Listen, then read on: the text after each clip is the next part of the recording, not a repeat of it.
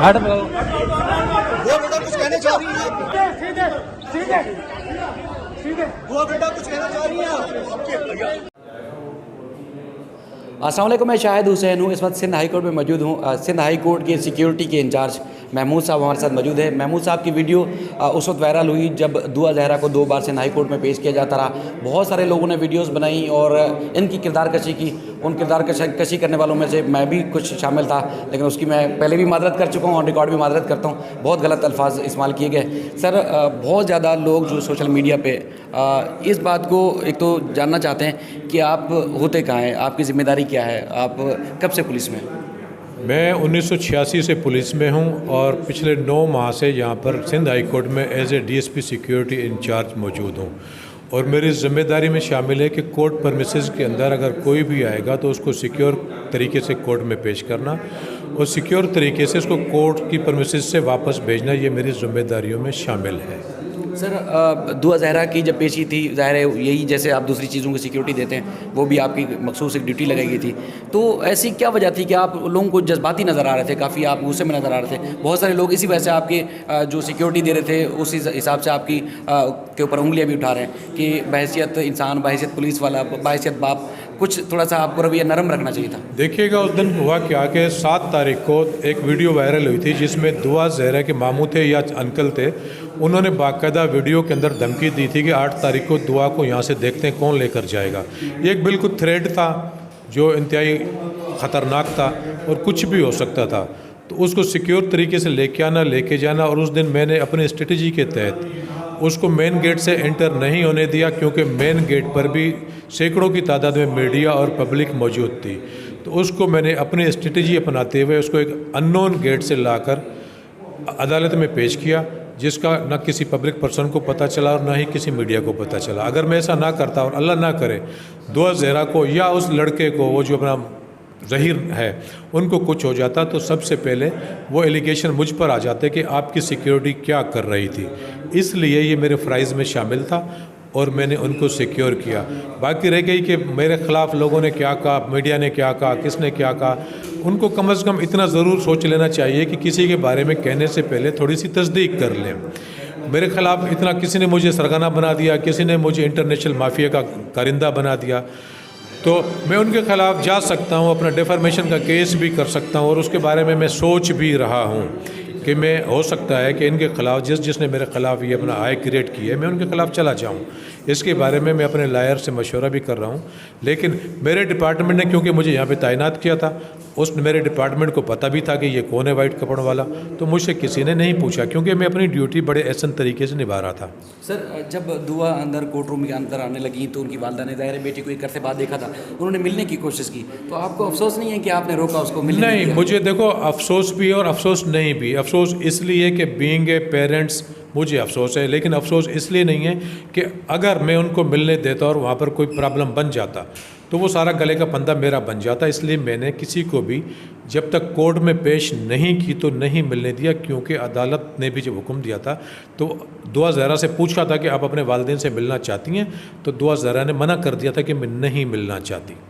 जैसे आपने कहा था कि चैम्बरमैन से मुलाकात करें और लेडीज़ या मेल जो भी अंदर जाएंगे उनकी सर्चिंग होगी, तो चैम्बर में ऐसी क्या बात हुई थी? दुआ का कल परसों एक वीडियो आई जिसमें वो कह रही है कि मैंने वालिदैन को कहा था कि ज़हीर को एक्सेप्ट कर लें, उसको कबूल कर लें, माफ़ी दे दें, सुलह कर लें, और वालिदैन कहते हैं कि वो साथ जाना चाहती थी। जज साहब ने बात नहीं सुनी और पुलिस वाले उनको घसीट के ले गए। तो आप अंदर थे, क्या बात? देखिएगा, मैं सिर्फ अंदर नहीं था, चैम्बर में अदालती हुक्म पर मुलाकात हुई थी उनकी, और जो ये कहते हैं कि 3 मिनट मुलाकात हुई, 13 मिनट तक ये मुलाकात चली थी। और मेरे अलावा भी मुझसे सीनियर अफसरान भी अंदर मौजूद थे और कोर्ट के हवलदार वाइट कपड़ों वाले वो भी मौजूद थे, लेडीज़ पुलिस भी मौजूद थी। दुआ की वालदा ने और खाला ने फिज़िकली अपने दुपट्टे उसके पैरों में डाले कि आप कोर्ट में जाके बोल दें कि मैं वालिदैन के साथ जाना चाहती हूँ। जिस पर दुआ ने कहा कि मैं आप लोगों के साथ नहीं जाना चाहती, आप ज़हीर के साथ सुलह कर लें तो अच्छी बात है। और दुआ ने कहा कि मैं आप लोगों के साथ नहीं जाऊँगी, मैं ज़हीर के साथ जाऊँगी। जब मुलाकात ख़त्म होने के बाद हवलदारों ने कहा कि जी आप ले जाएं इनको, जिस पर मैं उसको सिक्योर तरीके से बाहर लेकर आ रहा था, तो दुआ के वालिद ने मुझे कहा कि आप इसको इतनी सिक्योरिटी क्यों दे रहे हैं, आपकी क्या लगती है?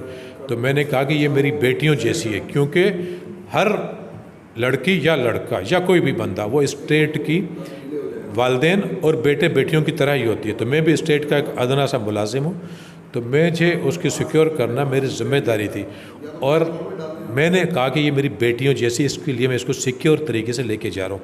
जिसको दुआ के वालिद ने कहा कि जी ये तो अपना, इसने कहा कि जी मैं तो इसका वालिद हूँ, जो कि उसने गलत बयानी से काम लिया, लेकिन उसने जो गलत बयानी की उसके लिए अल्लाह उसको बेहतर तरीके से जानता है और अल्लाह उसको उसका अजर देगा जो उसने गलत बयानी मेरे ख़िलाफ़ की। सर, ये दुआ के केस के दौरान जब एहतजाज चल रहे हैं मुख्तलिफ जगहों पर, तो एक बारिश शख्स आया एहतजाज के वहाँ कंटेनर पे चढ़ा और उसने कहा कि आपने उनकी 2 बेटियों को, बीवी को ले गए और पंजाब ले गए और बहुत बड़े एक माफिया और सरगने हैं उसके और उसके रुकन हैं, तो आपसे वो बहुत ज़्यादा उसको शिकवा था। तो उस वजह से लोगों की और यकीन पुख्ता हो गया था कि वाकई कोई ना कोई गड़बड़ है। तो उस शख्स को जानते हैं वो कौन है? देखिएगा, बात यह कि मैं सिंध पुलिस में मुलाजमत करता हूँ पिछले 36 साल से और 28 साल से कराची में तैनात हूँ। अब उस शख्स ने आकर एक ये अपना बयान दिया कि जी कसूर हाई कोर्ट में। मैं सिर्फ मीडिया के लोगों से ये पूछना चाहता हूँ कि कभी किसी ने उससे पूछने की कोशिश की कि कसूर में तो कोई हाई कोर्ट ही नहीं है, तो क्या मीडिया ने ये जानने की कोशिश की कि कसूर में हाई कोर्ट नहीं? और आप किस तरह कह रहे हैं कि कसूर हाई कोर्ट में? अपना मैं गया था, वहाँ से पिटीशन की और कसूर DPO को हुक्म मिला। तो ना मैं उस शख्स को जानता हूँ, ना मुझे उसका पता है। गलत बयानी से लोग क्या से क्या बना रहे हैं, मीडिया पर्सन ने भी मुझे क्या से क्या बना दिया, तो इसके बारे में तो मैं कुछ भी नहीं कह सकता। अल्लाह मियाँ उसको खुश रखे कि उसने मुझे इस कदर मेरे ख़िलाफ़ एलिगेशन लगा दिए। मैं उसके लिए भी सोच रहा हूँ कि उसके ख़िलाफ़ भी मैं डिफर्मेशन के केस में हाई कोर्ट में इंशाल्लाह पिटीशन दाखिल करूँगा। सर, आपका बहुत शुक्रिया। वैसे मेहदी काज़मी साहब को कुछ दिन पहले पता चला है, शायद कल उन्होंने मुझे बताया कि अब वो जान चुके हैं कि ये शख्स कौन है, तो इसलिए वो इनके ऊपर ज़ाती तौर पर कोई इल्ज़ाम नहीं लगा रहे। लेकिन बहुत सारे लोग ऐसे हैं जो इस केस को नहीं जानते, सिचुएशन को नहीं जानते, अदालतों की जो रिपोर्टिंग का तरीक़ाकार है उसको नहीं जानते, और लाहौर में और मुख्तलिफ जगहों पर सिर्फ सफ़ेद कपड़ों वाला लेके मशहूर कर दिया बहुत हद तक। बहरहाल मैंने पहले भी इनसे मादत की और अभी भी मादत कर रहा हूँ कि बहुत सारी चीज़ें ऐसी रिपोर्ट हो गई इस केस को लेके जिसमें जज्बात ज़्यादा और जो कानूनी रास्ता था वो बहुत ज़्यादा कम था। बहरहाल आप भी बहुत गुस्से में, लेकिन जिनकी बेटी गई वो भी बहुत गुस्से में। अब अदालती फोरम है, वो केस को जिस तरह वहाँ प्रोसीड कर रहे हैं उसको उस तरह भी रिपोर्ट करेंगे। आपका बहुत शुक्रिया सर, आपने टाइम दिया। पहले सार बनाओ यार।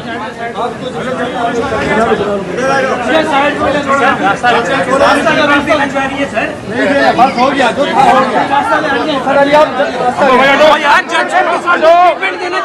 रास्ता दो। शोर मचाओ ज़्यादा। ये देखिए 25 सेकंड में देना चाहिए, माओ को बचाने के